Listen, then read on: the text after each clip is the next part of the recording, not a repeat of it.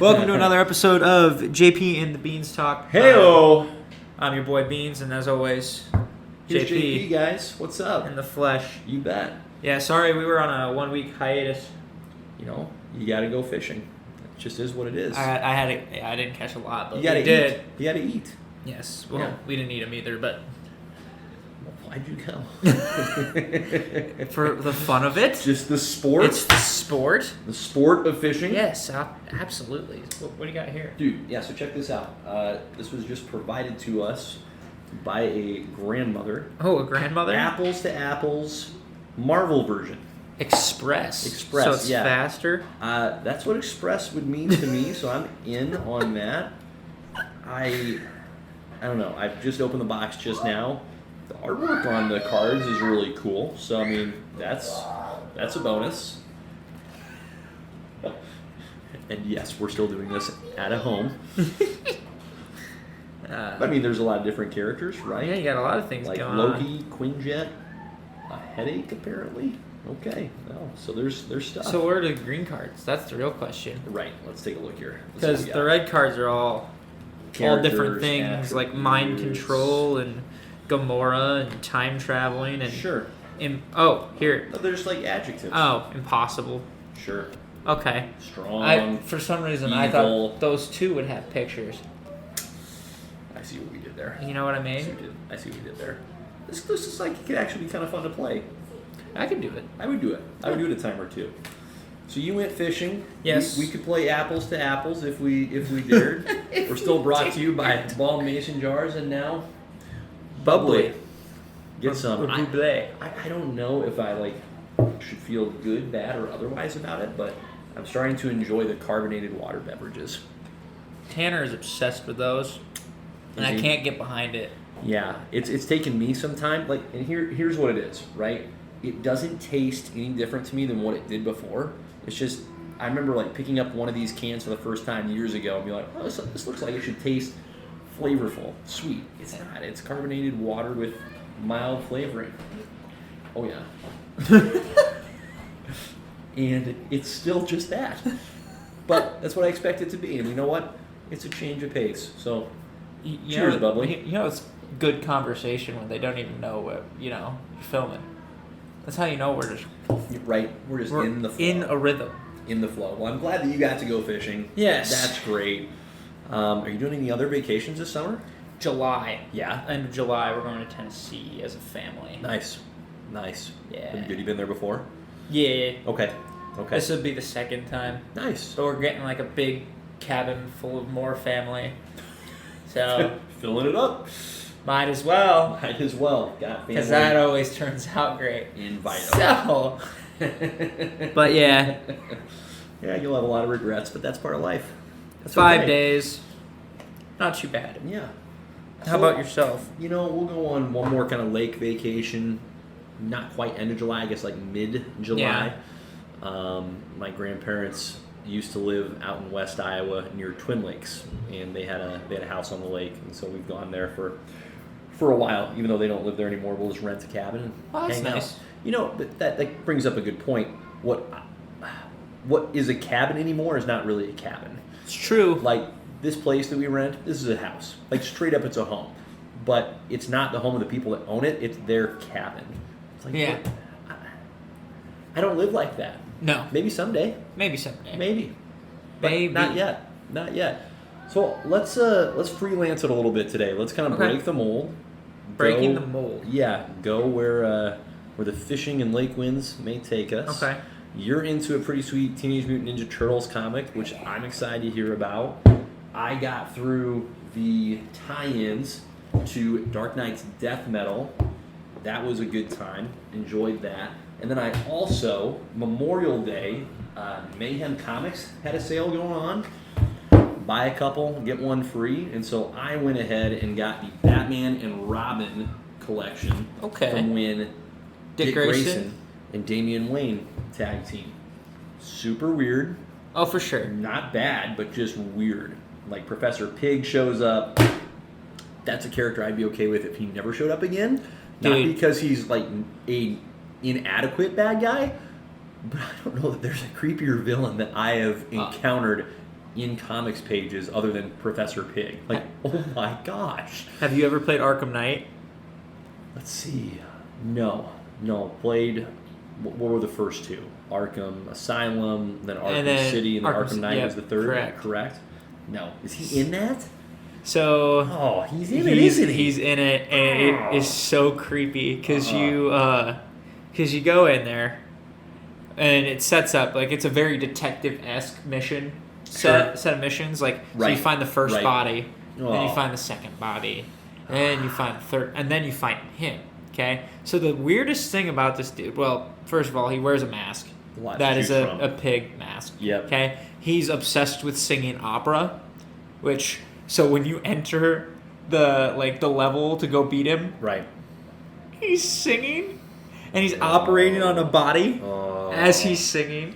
Okay, and his whole thing is he turns humans into like dolls, pretty much that he can just control. Right. So they have they're basically his puppets, which is another weird thing. He turns them into dolls by like melting motionless masks. On their face. Which is disturbing. And then, for some other reason, he's just really, really good at throwing knives. That's his... I'm not even lying to you either. His thing. Yeah, he legit. You're going through, but he can throw knives, and you're Batman, and you're dodging knives with your gauntlets. Oh my gosh. Yeah. Oh my gosh. He's one of the. He might be the creepiest Batman villain. Yeah.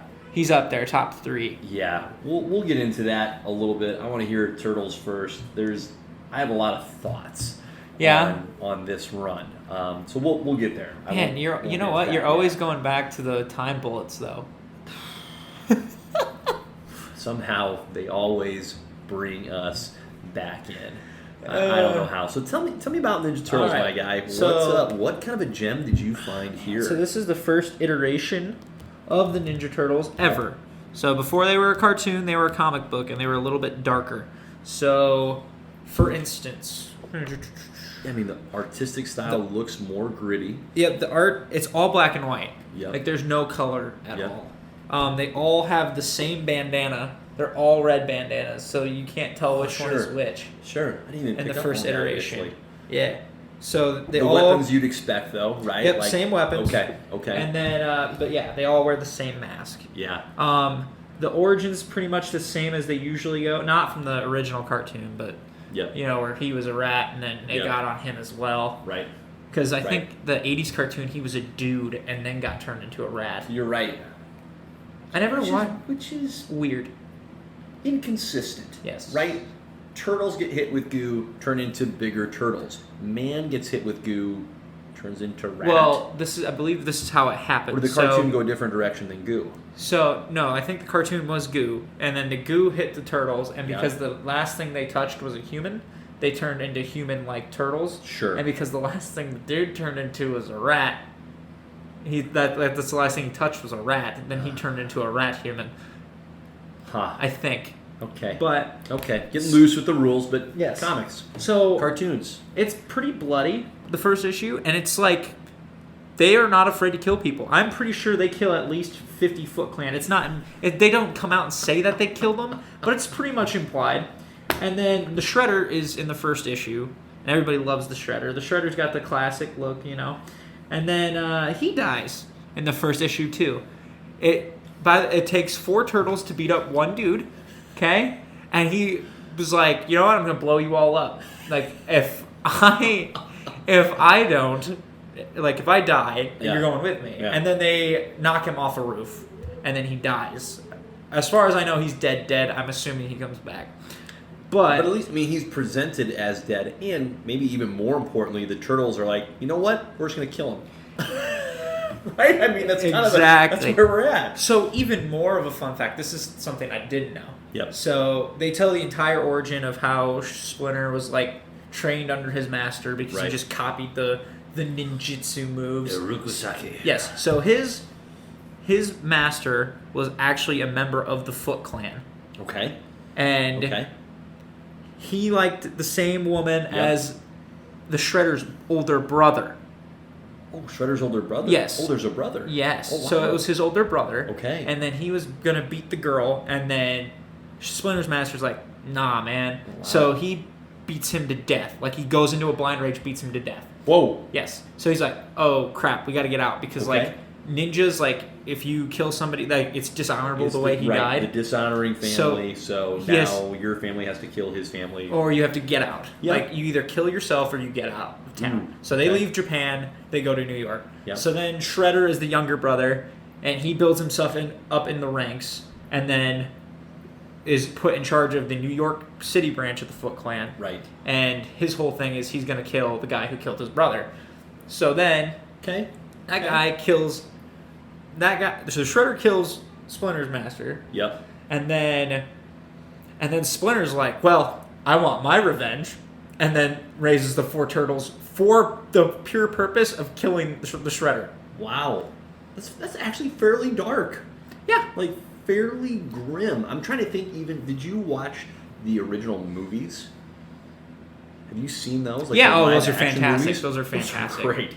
Those are great. I'm trying to think back to the origin story there. I remember there being a female involved that I think it was Splinter's master and then Shredder were in some kind of dispute over. So I don't remember there being an older brother, but I don't mind that twist. Because I think that's pretty clever. I think in the movie Shredder just kills the dude. Right. And then I think he kills them both. Because probably right. in this one the Shredder does kill them both too.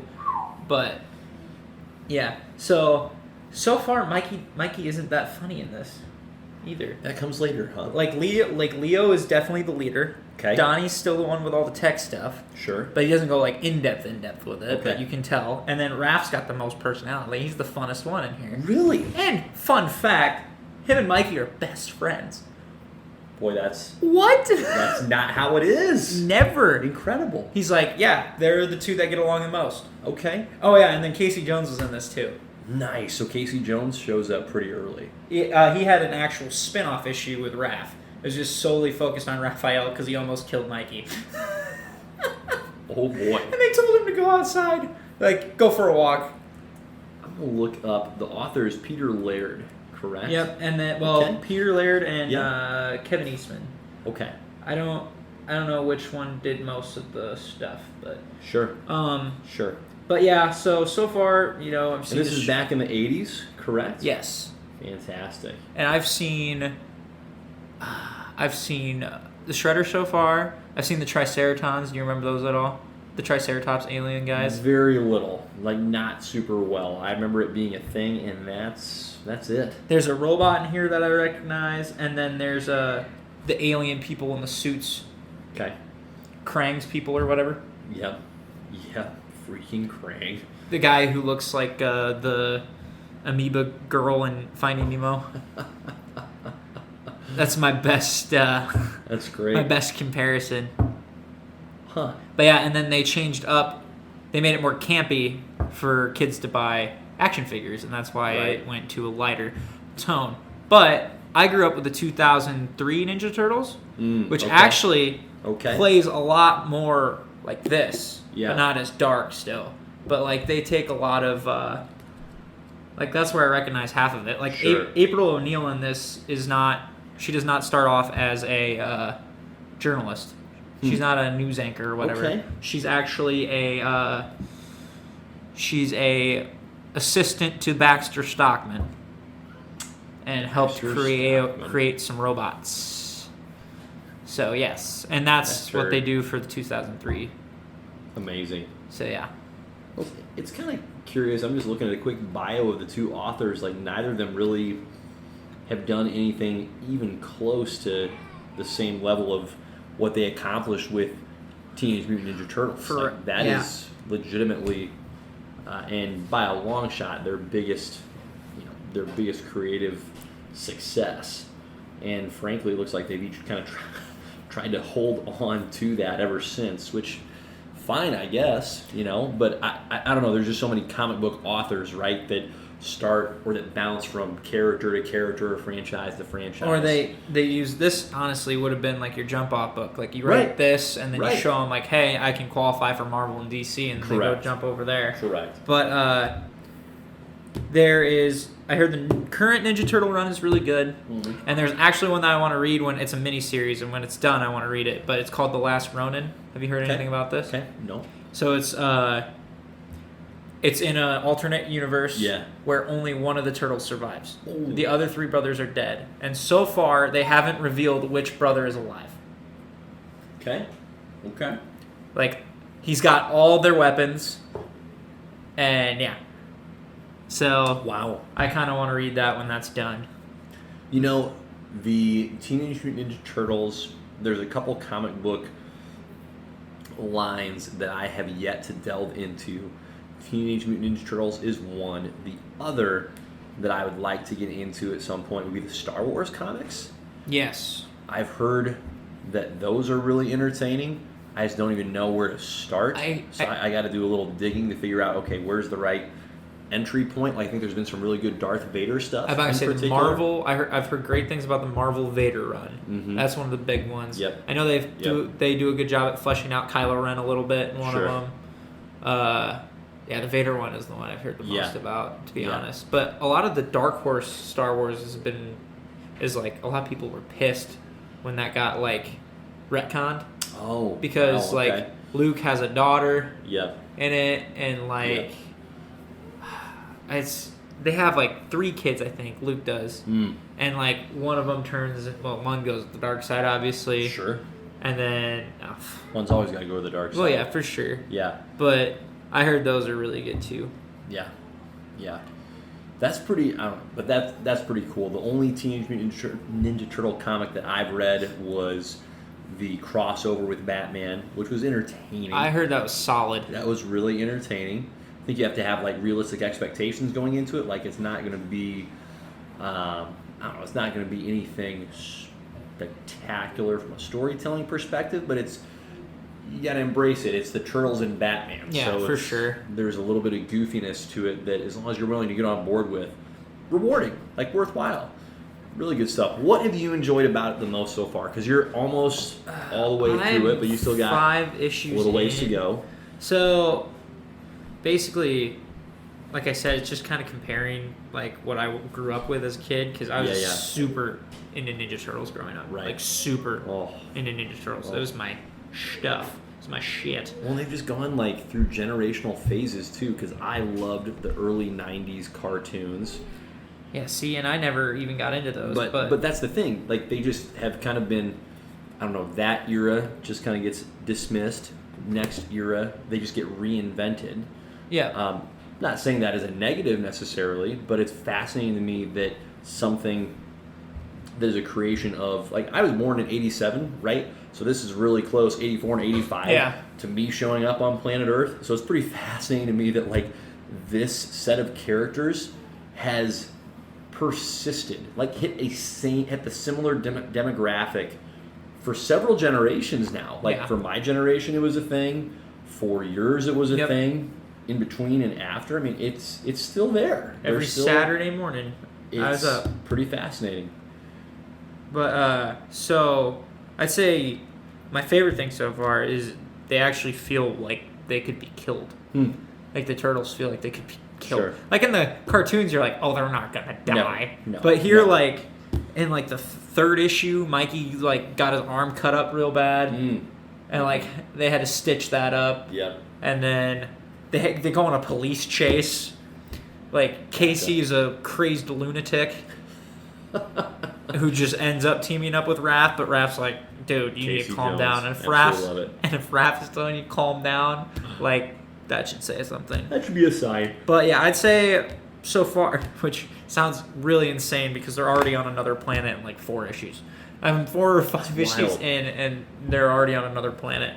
So, like, should that work? Like, should the Teenage Mutant Ninja Turtles genuinely have persisted for this long through this many generations? Like, is it just the sheer weirdness of it? Absolutely, I think that's great. I think each like reboot or whatever, they take their own little spin on it. Yep. And because I mean, like, the '80s cartoon, that was more like like I said, they were trying to sell action figures, so Right. it was more of a. Always that merchandise, man. I guess I shouldn't say too much because I never watched it. But was there like a continuous storyline throughout Yeah. the whole thing? There Yeah. was. Oh yeah. Yeah, pretty consistent thread. Very lighthearted, like very, very lighthearted. Yeah. Nothing even transitioning close to dark. Like Shredder at times is almost comically incompetent. Like there are no bad guys that are genuinely you're going, oh man, they could really mess up the turtles. Especially like as an adult watching it, it's incredible how low key it is. It's so mild, but I loved it as a kid. See, and then I remember watching the 2003 series, Sure. and like Shredder was a threat. Like he Yeah. wanted them dead. Yeah. Like they didn't. He maybe not have came out and said it, but you could tell. Like he was badass. Shredder was badass, and then he had a big dude named Hun. Hun. He was ripped. You should look him up. He's ripped. Had a dragon tattoo across his arm. Led the purple dragons. Nice. He was scary. The dude could like. Him and Rav always had the best fights, from what I remember. Nice. Yeah, that dude right there. That is Hun. That's great. But they go into mutants as well a little bit more. Like there's other mutants in this one. And Sure. yeah, I had all the action figures, dude. I had all of them. The action figures were so cool. So that's kind of what I like. I like comparing, like I like seeing how similar this is to some of the actual cartoons that I grew up with. Right. Yeah, and then he got that scratch Little mark. professional ponytail. He got that scratch mark from Splinter, when Splinter was just a wee little rat. Fantastic. Yeah. That's great. What a So- cool deal. What a cool deal. Okay. Hun. But yeah, That's good. Are you enjoying this enough? I see it's volume number 1. You think you'll go volume 2 as well? yeah, probably. I'll probably have to order it off of Amazon. Sure. But yeah, so far I like it a lot.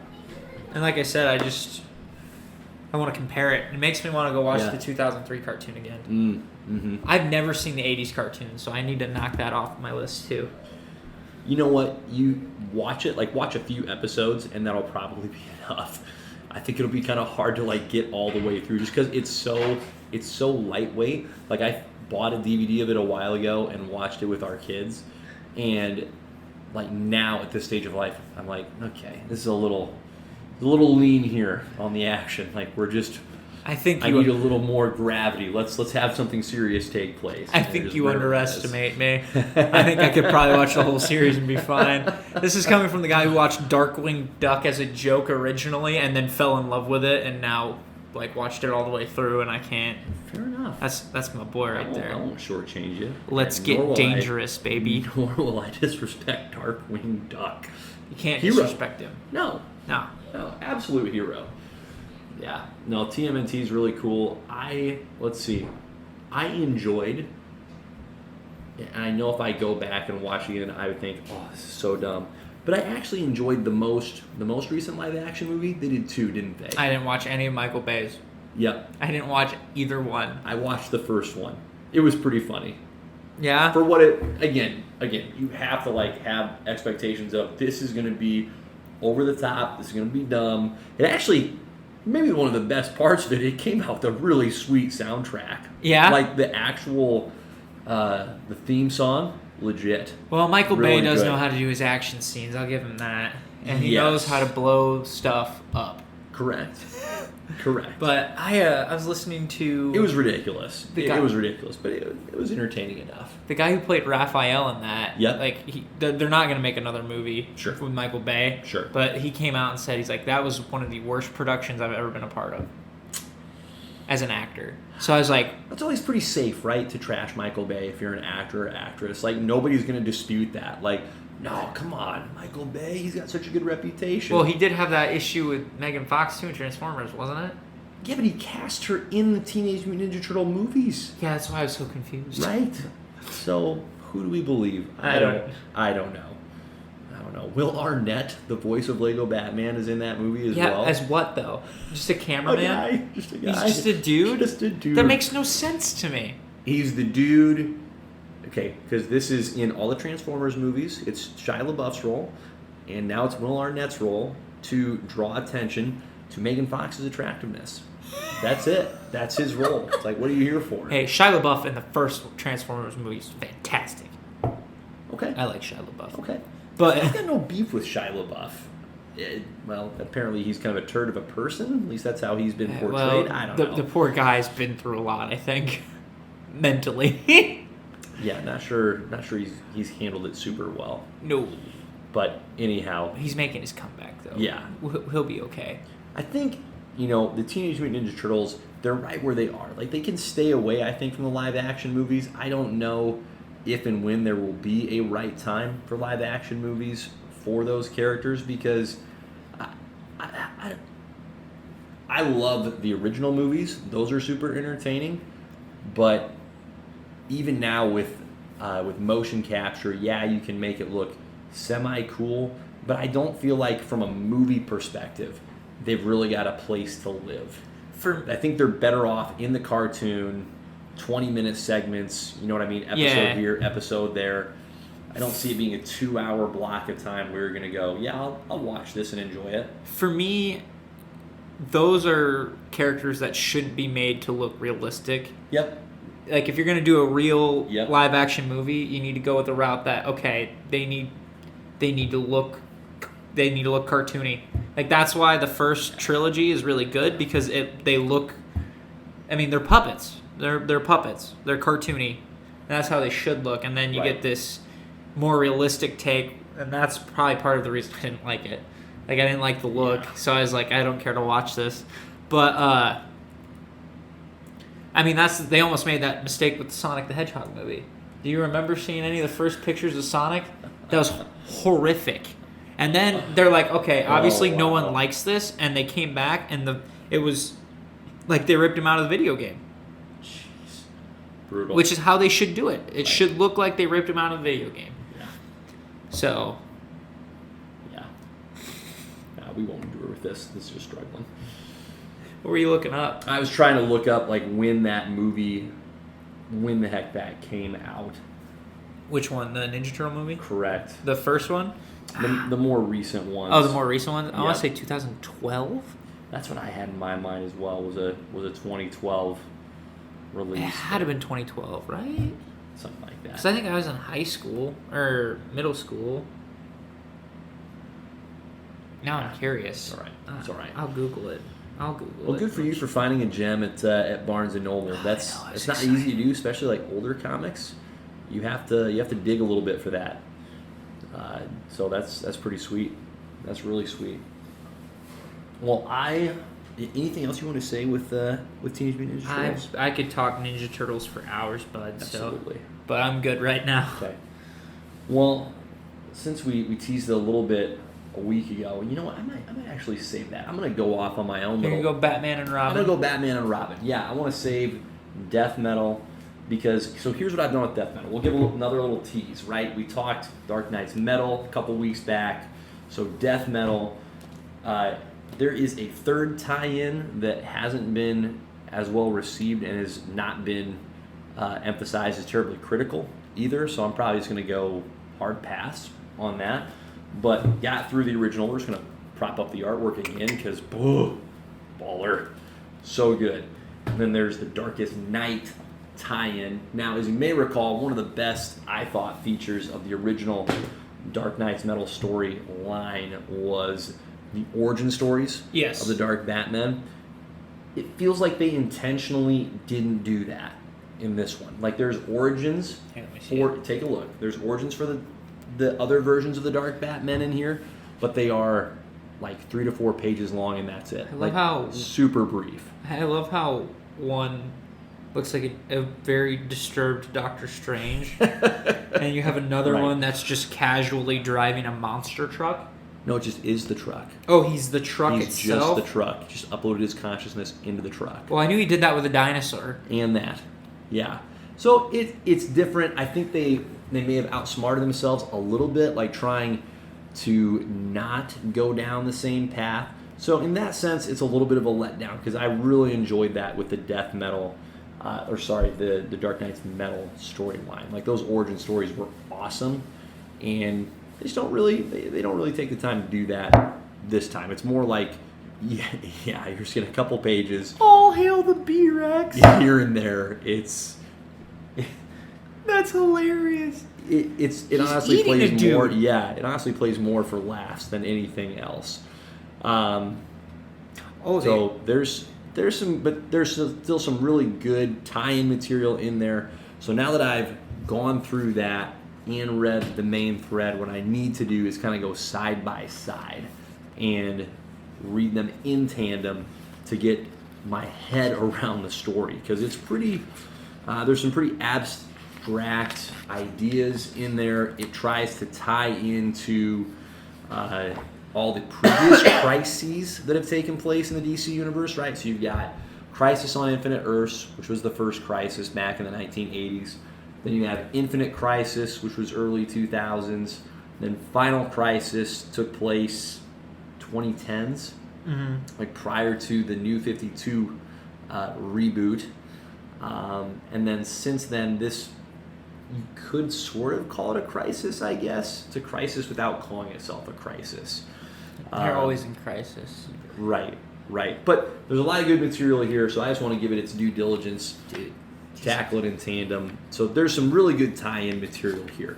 I'm, like I said, bummed that they didn't go in depth with all the Dark Knights again. That would have been fun. But they chose not to, and I think they gave more of their time and attention from a creative perspective on telling a bigger story with death metal than they did with Dark Knight's metal. So it's good. A lot of good stuff.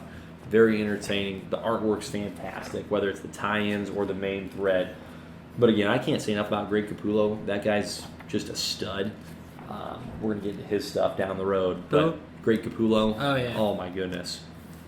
Yeah, there is just some hilarious. I kept looking at that.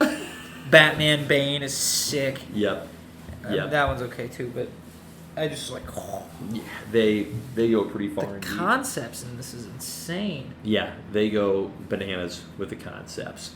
So got through that, and then shortly thereafter dove into Batman and Robin by Grant Morrison. All right, Grant Morrison, one of the authors of the aforementioned crises, Final Crisis, which I believe I pooped all over a couple of weeks ago, and I will maintain that position because I don't know what the flip to make out of that comic. No one does. Like, no one does. It's just a mess. It's just a mess. Listen, Grant Morrison's a really clever dude. He's written some very cool stuff, and he's always very thoughtful with what he writes. Like, he's always trying to be pretty high-minded, kind of push the edge. Yes. Make you think a little bit, more so than other comics writers that I would say are just out to entertain at times. So I respect him for that. But man, Final Crisis, he needed somebody sitting in that room with him going, what are you doing here, man? Rein it in. Rein it in. But this is one of those times he did rein it in. All right, so we're talking pre-Final Crisis. No, excuse me, post-Final Crisis. He rebounds with Batman and Robin. Batman is dead with time bullets, or shall we say the Omega Sanction. So Darkseid smokes Batman in the Final Crisis with his Omega beams, killing him, except it doesn't kill him, it sends him back in time. And so then we get Dick Grayson stepping in, laying down his Nightwing mantle because he doesn't want everybody to know that Batman is dead. So he is literally stepping into the Batman mask, trying to maintain the persona of Batman. And one of the really cool parts of the story is that there are individuals that don't know Batman's identity. Jim Gordon, for example, who when Dick Grayson is interacting with him, Jim Gordon can tell, it's like, all right, you're different, but he's also savvy enough to know it still doesn't matter who you are, you're still doing the right thing in the right way, so I'm not going to worry about it. Yeah, because isn't there not gonna worry about it. I remember that like one comic panel where Jim turns away and he turns back. He's like, "Oh, you're still here?" And he's like, "Yeah, you're definitely a different dude because you would have been gone by now." Yeah, but that's one of the really clever parts of the story is that Dick Grayson is, like, one of the ways he stands out as being different than Bruce Wayne's Batman is that he's just more polite, like, at interacting with Jim Gordon. And so the Jim Gordon and the cops like genuinely prefer Dick Grayson's Batman to Bruce Wayne's, just because he's just a little more enjoyable to interact with, right? A little bit better business partner. So the other cool twist, right? You got Dick Grayson, who is the polite. You can take a peek at these as well. Oh, yeah, sweet. Is the polite version of Batman, and then he is teaming up with Damian Wayne, who's a dick, but a really effective Robin. Like, in the pantheon of Robins, you've got Damian Wayne as the most recent. Prior to him, it was Tim Drake. Wait, no, Jason Todd? No, Tim Drake's right. Tim Drake. Tim Drake. Tim Drake was just Robin for a very long time. That's right. And Jason Todd was not a Robin for very long. Not very long. Because Crowbar. Yeah. And Dick Grayson. Who is the OG. Yeah. Dick Grayson always going to be at the top. But Damian Wayne steps into the role as Robin upon the death of his father and as like a 10 or 11-year-old. So it's kind of pushing the messed upness. I don't know the right word, so I'm just kind of making up words. But there's always that part with Robin where it's like, wait a minute, you're with Batman who's beating the snot out of bad guys, and you're just a kid. That's never really, the light never really gets shown on that. Yeah. For how kind of not right that is, and this comic definitely does that. Because Damian Wayne, his mother being Talia al Ghul, he has an upbringing already of, dude, you're just being raised to kill people. Like, you're an assassin. And so he has a very, like, well-trained dark side that's just in him. And so Dick Grayson, a lot of what he's trying to do as Batman is almost like redeem Damian Wayne, like keep him on the right path. Because Damian Wayne, like countless times, like, can I just kill this guy? It'd be so much easier if I could just kill him. Can I just kill him? And Dick Grayson's like, no, you can't. That's not what we do. It's not what Batman does. It's not what Robin does. It's not what you're going to do. And so it's a really fascinating dynamic between, like, almost, you can look at it this way, okay? Batman is always struggling with that challenge of the Joker in particular. Yeah. Listen, if you just killed the guy, it'd be that much easier. And Dick Grayson is really the personification of the best parts of Batman, like the most altruistic, the most caring of others. And then Damian Wayne is like the worst parts of Batman. Yeah. I just want to kill the guy. Like, I could hurt him so much worse than you just did. It's like, oh my God. That's what happens when you're raised by Talia for a few years. Yeah. And so it's a fascinating look at Batman without it actually being Bruce Wayne. Yeah. Because you're seeing both the light and the dark sides of that character embodied by these two characters that on their own merits really stand out in a strong way. And so it's a lot of fun to watch that dynamic because it's so, oh my gosh, they're such opposites of each other. It's great. I think the biggest criticism I have is that, so Grant Morrison in the initial issues paired up with Frank quietly, or maybe it's Quitley, I guess I'm not sure.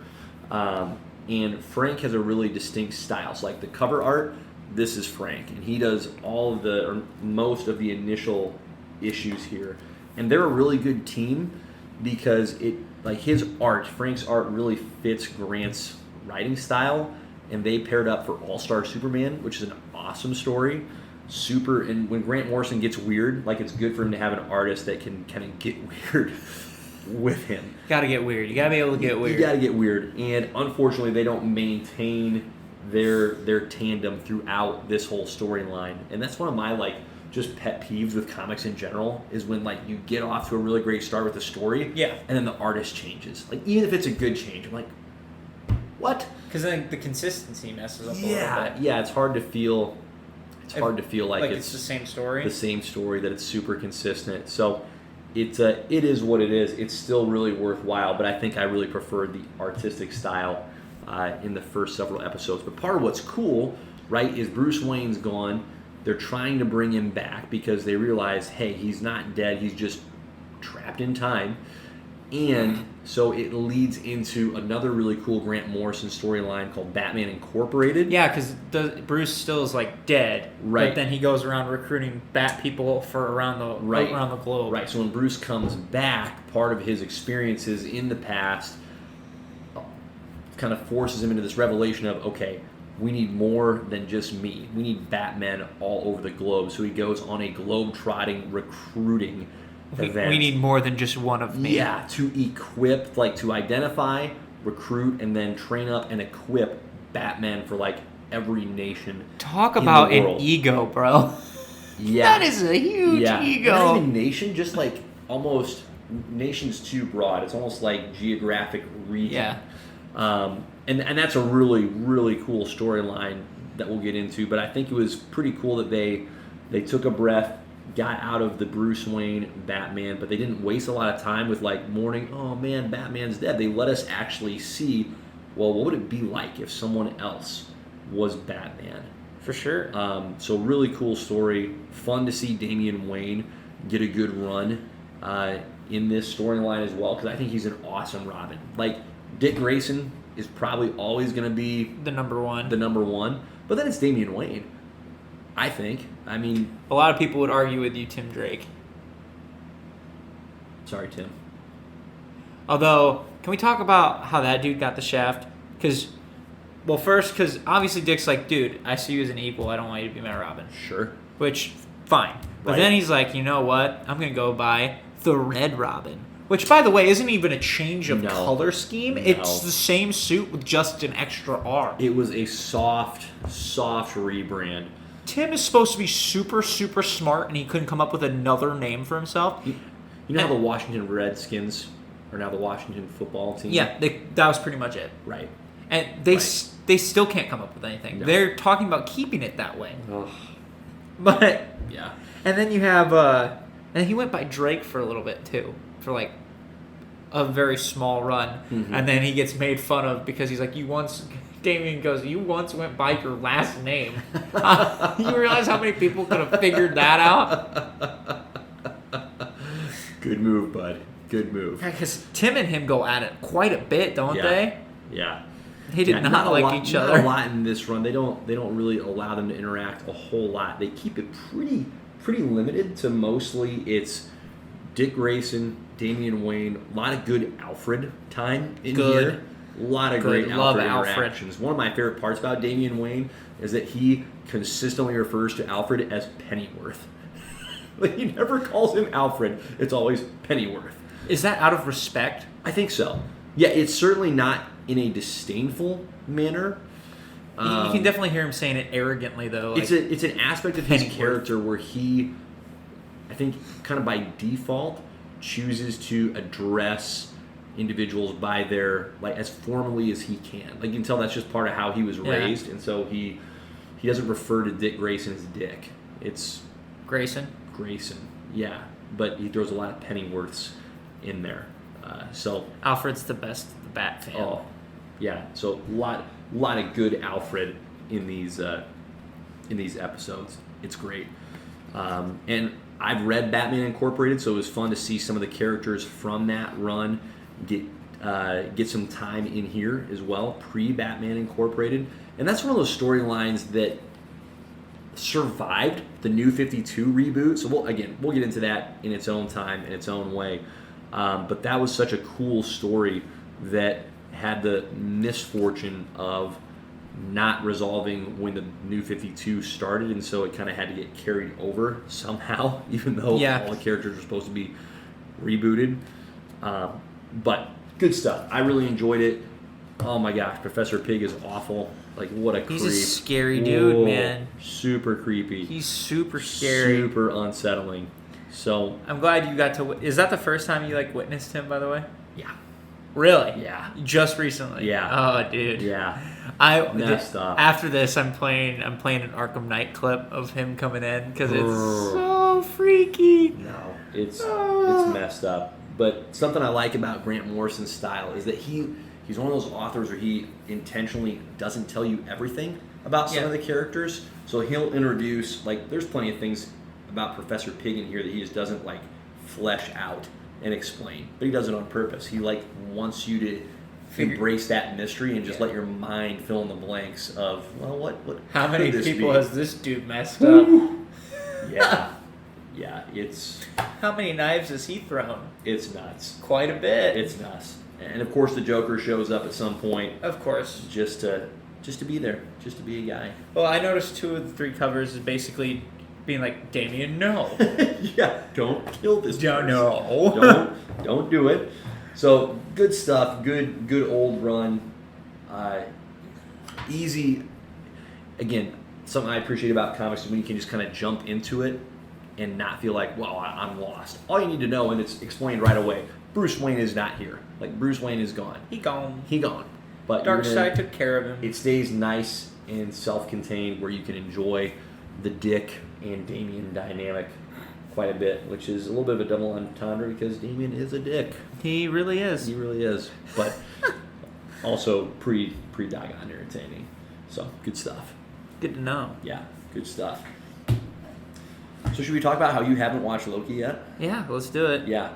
Listen, Owen Wilson is glorious. I heard. Oh my gosh. Well, actually, I haven't heard much about his, to be honest. But I figured Owen Wilson always does a good job.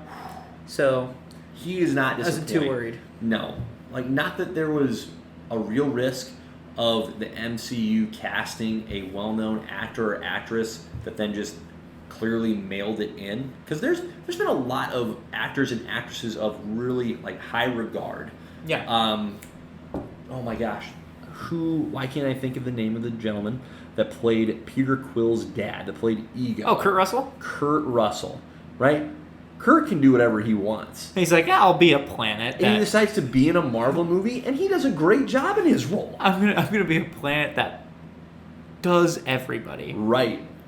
Like, Kurt could have very easily mailed that in and said, I'm just taking the paycheck.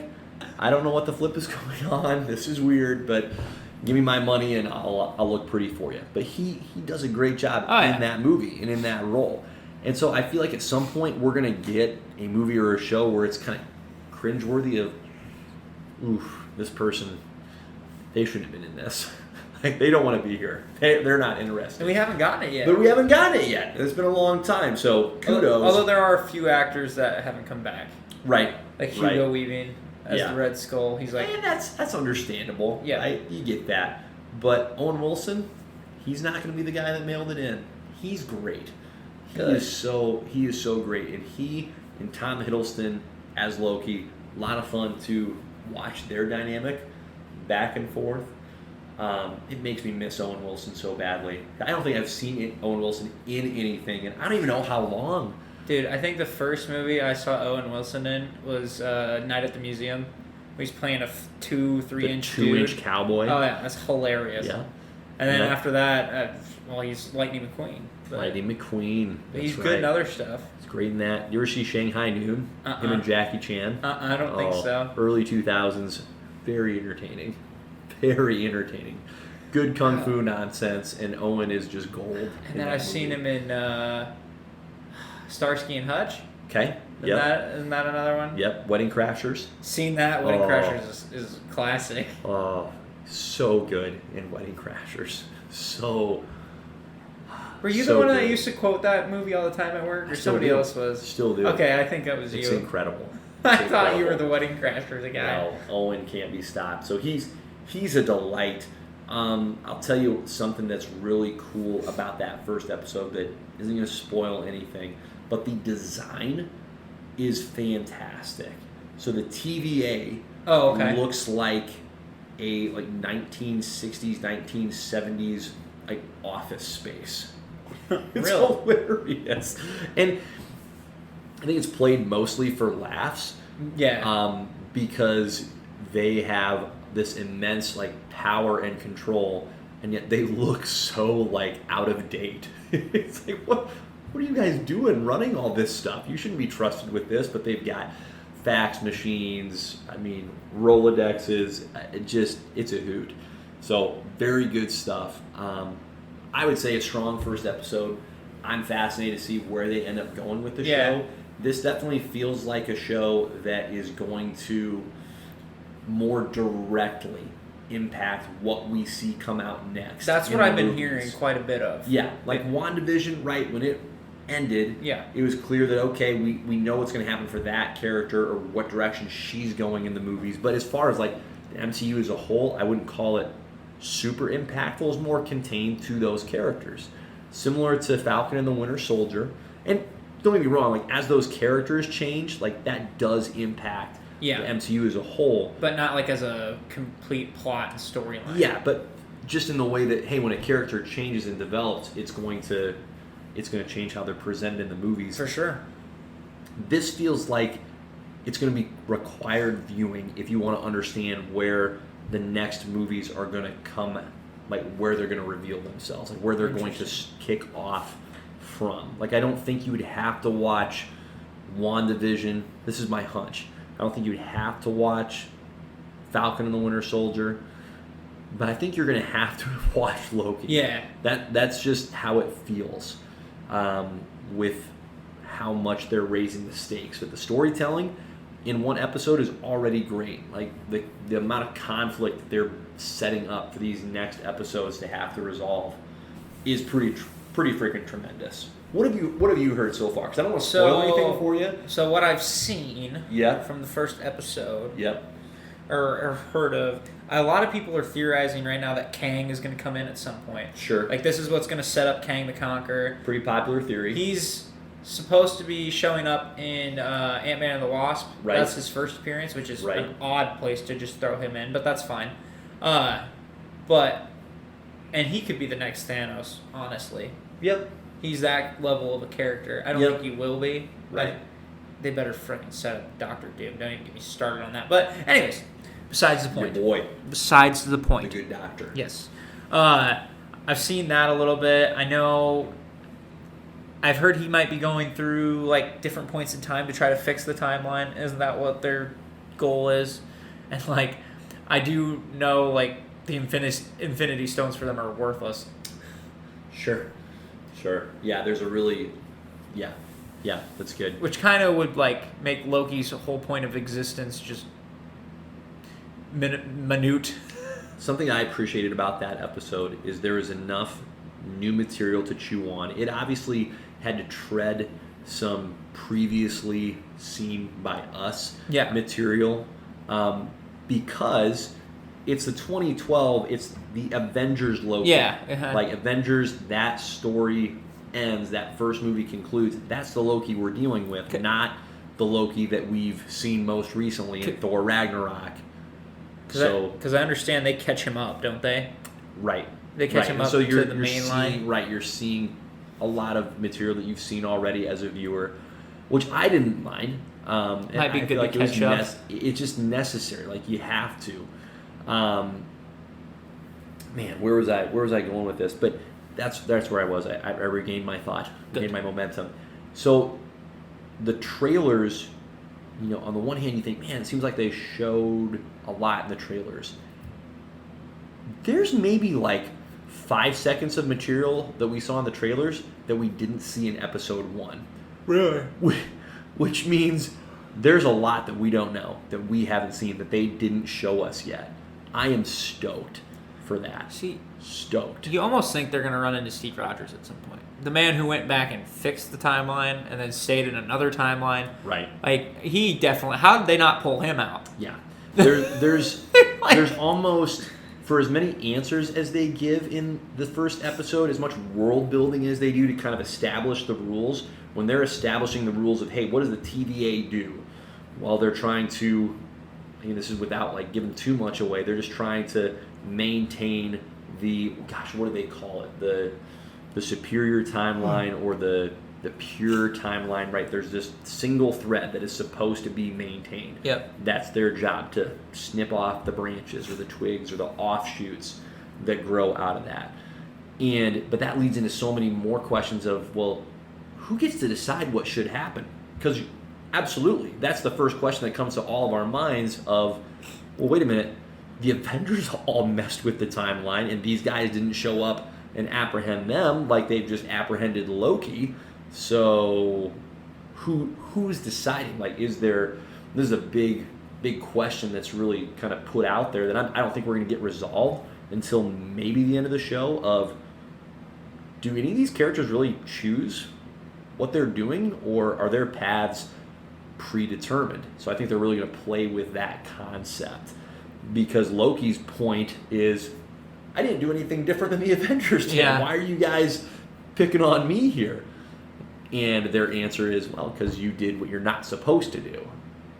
So, some fascinating concepts that, again, questions that aren't being answered yet, going to be answered probably as the show proceeds, but at least with one episode, it probably presented as many questions as it did answers. Well, you realize too they could use the TVA from now on as their like time fixtures. So if they're like, you know what, we're gonna bring Tony Stark back.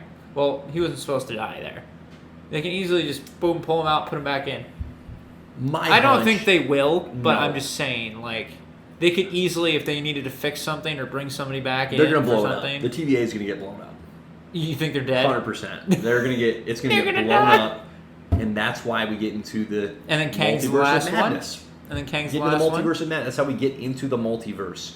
Is the TVA is trying to keep it in a single universe. TVA is gonna get blown up, and now we got multiverse action going on. Yeah, and then Kang will come out of that, be like, I must avenge my brethren. Yeah. And then you say, I'm not sure if this is all like projecting, guessing, just because they used the title with the Doctor Strange movie, Multiverse of Madness. Okay, it doesn't mean that we're genuinely getting multiverses in the movies. Correct. The movies have consistently not gone the same paths that the comics have gone. Even when it's been the titles that they've pulled straight out of the comics, they've gone their own direction. And I really hope they keep doing that with the movies, because I personally, there's a place for multiversal stuff. Yep. But I think more often than not, when that box gets opened up and you have all these multiversal toys to play with, I'm not sure it gets used very well. No, very often. Sometimes it does, but more often than not, it just makes a big mess, and then you have an event to go fix the mess and try and start fresh again. It's almost too much to work with. Yeah. But honestly, they can do it like their DC's doing it in the sense where they can be like, okay, you know what? We want to bring back Tony Stark, but we don't want to put him in the main timeline. He's dead. So then they can throw him into a different timeline, and then boom. Not saying they will. Yeah. And I'm using Iron Man quite a bit, but that's like the best example off the top of my head. Yep.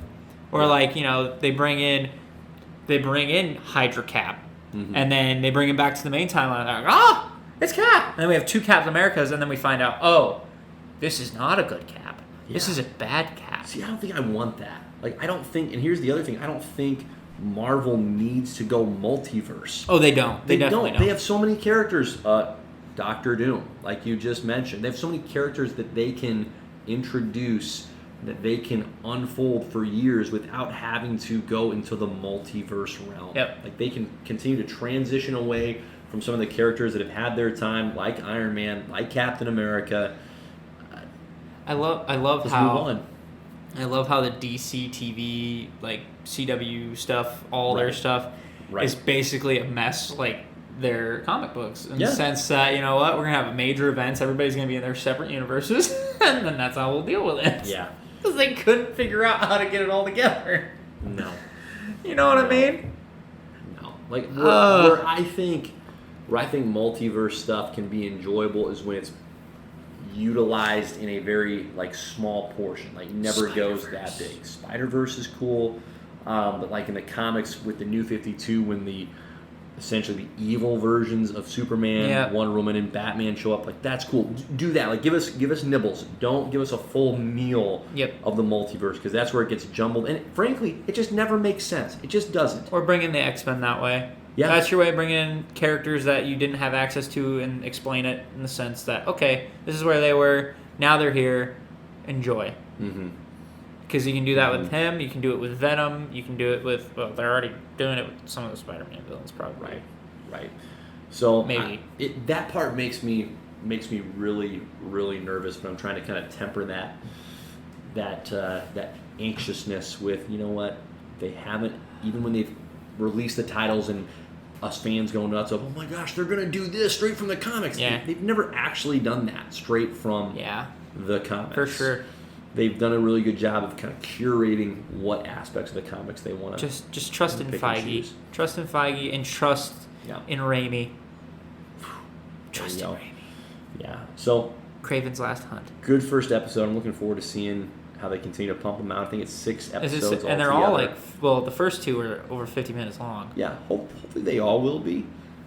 Nice. I don't know, That'd be sick. That'd be really, really enjoyable because give me Owen Wilson. Just I right there. haven't heard of anyone hating on Owen Wilson. How can you? I don't know. How can you? I don't know how anyone. I mean, sad childhood. wow. Yeah. Wow. Like Can't hate the guy. No, he's impossible to hate. So well cast. He's never in any trouble either. Correct. Like, you don't hear about him. He seems pretty low key until he shows up in something. Yep. There was a time, like sometime after Wedding Crashers, where it's gonna get really dark. I'm pretty sure he had a suicide attempt.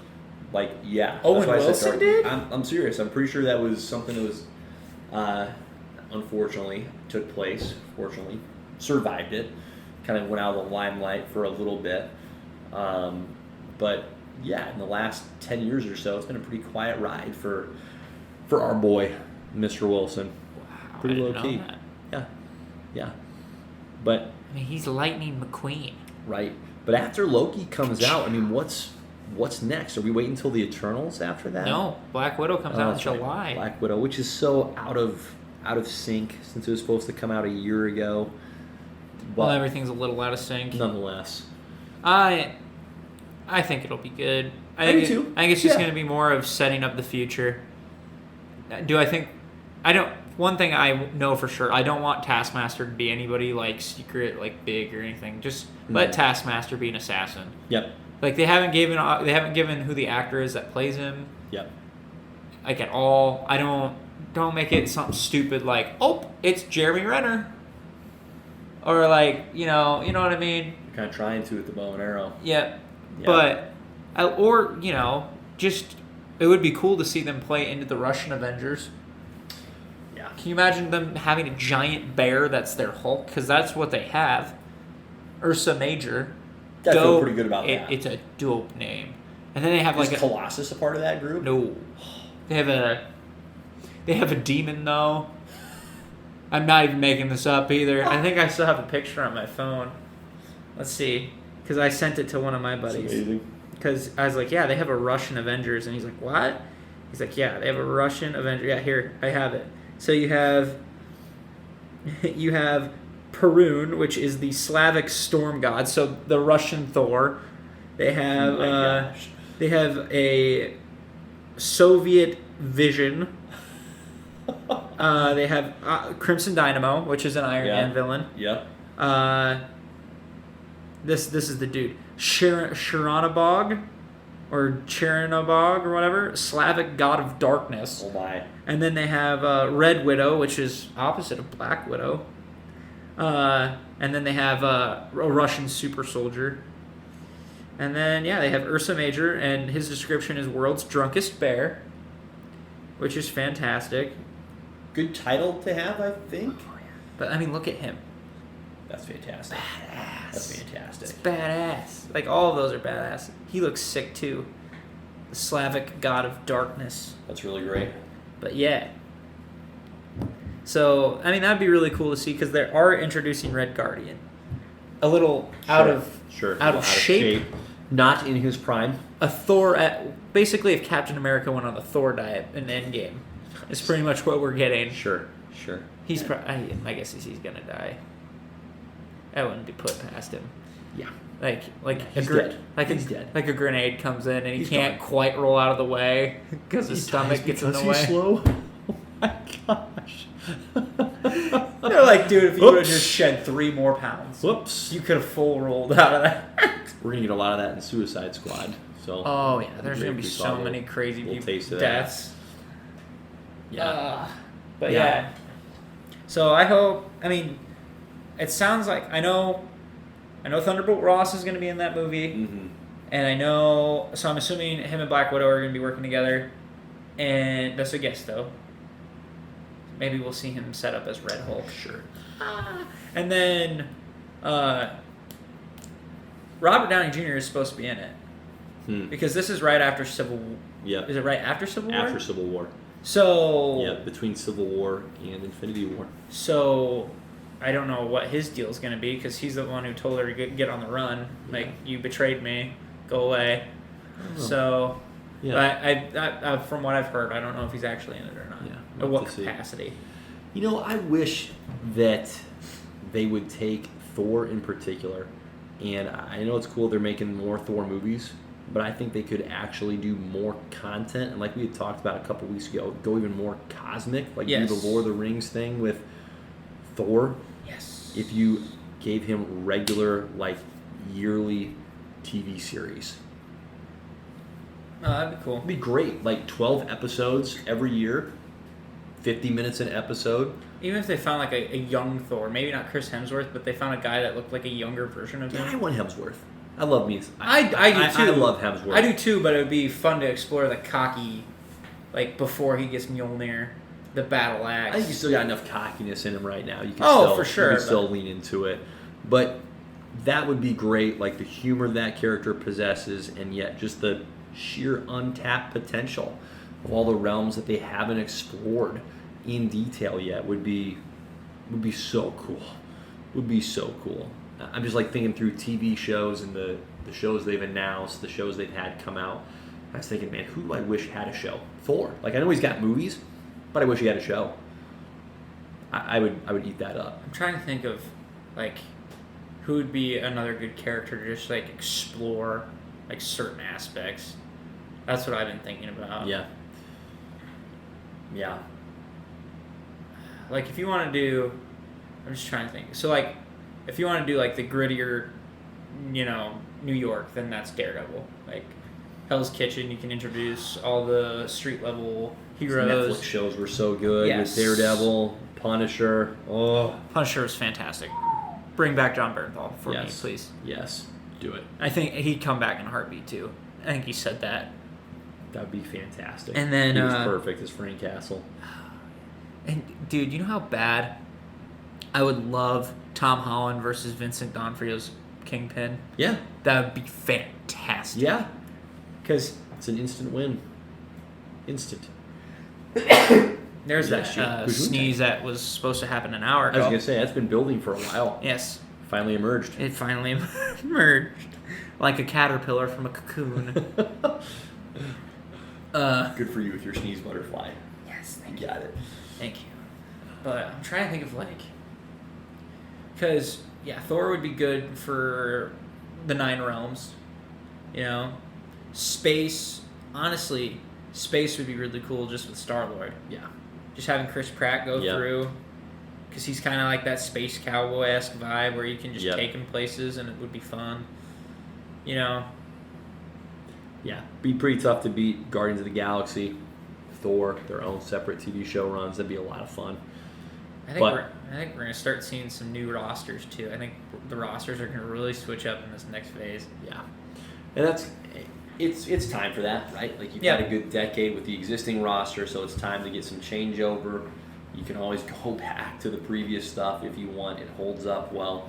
That's something I'm looking forward to doing. Is I would love to rewatch WandaVision, rewatch Falcon and the Winter Soldier. I think there's a lot of good material there. So, do you think they're going to call it the New Avengers? Like, you think they're going to go by the New Avengers, or is it just going to be Avengers 4? Or I should say Avengers 5. I don't think they'll go New Avengers. I think they'll just keep calling it the Avengers with its own little tag title. Little tagline? Yep. I think they kind of set that precedence with Avengers Age of Ultron.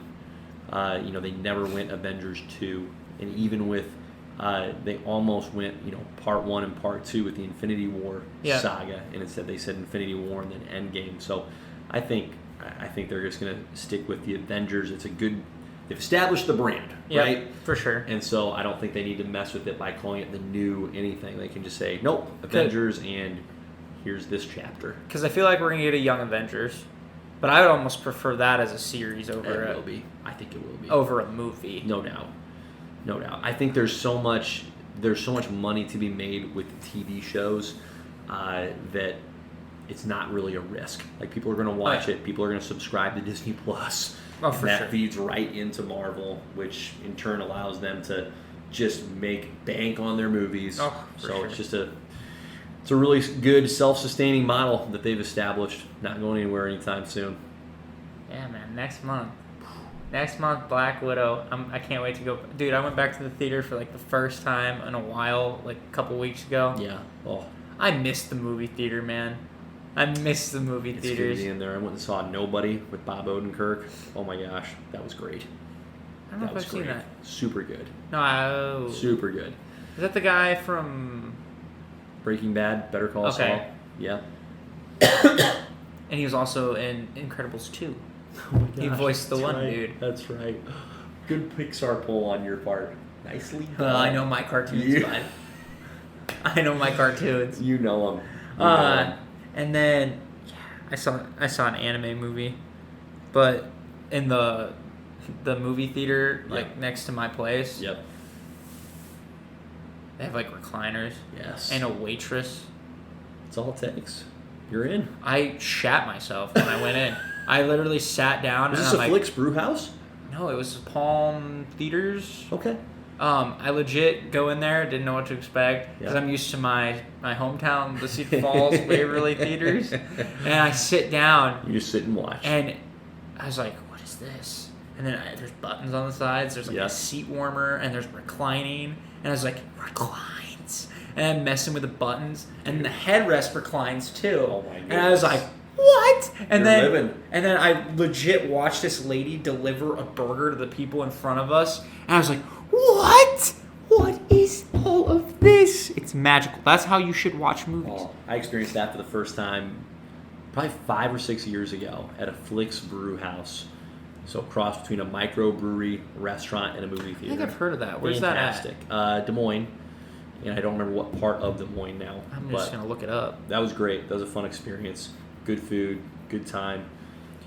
They had the seats elevated so that when your waiter and waitresses come out to bring you your food, like they're not walking in front of your line of vision. Oh, that's nice. So pretty clutch setup. But yeah, the Ames has 2 theaters. The Cinemark is just nyeh, but then the North Grand has really nice reclining seats. Dude, I It's the way can't. to live. I can't go back to No. like another theater. No. I have to go there every time now. No, you They ruined me. Yeah, They legit ruined me. they do that for you. So when I go see Black Widow over there, It's good. and It's I good. cry tears because the seats are so Think of all the fantastic. movies Black Widow, the Top Gun Maverick movie, like I'll go see I that. probably won't go see that. I'll eat that up. It looks so cool. There's fighter jets, man. You gotta see that. Gotta see that. The new James Danger Bond Zone. movie.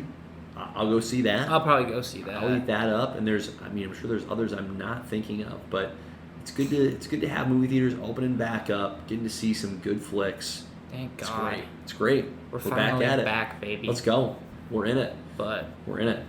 With that, let's get out of it. yeah, Let's wrap it up. I think that's about it. Make sure you like, subscribe, yada yada yada. You know the rest, ladies and gentlemen. You bet. This isn't our first rodeo, so Drink your bubbly. and your mason jar And buy your water that mason I already jars. emptied. That's right. So That's right. Good for you. yeah, on that note, God bless. Take care, folks.